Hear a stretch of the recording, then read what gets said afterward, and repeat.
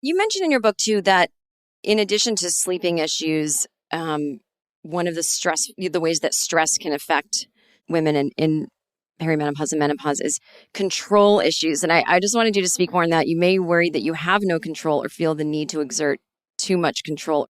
I feel like that's such a huge thing that I never hear anyone talk about.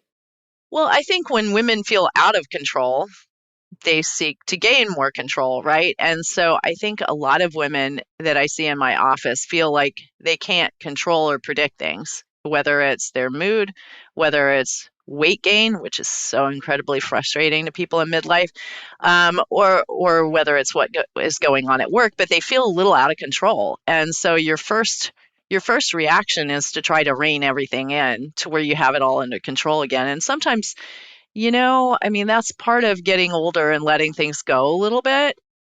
Yeah. Do the dishes have to be all done before you go to bed?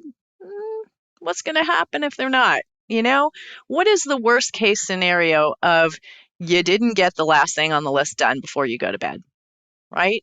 So you start realizing that the world isn't going to fall apart if you don't have perfect control all the time.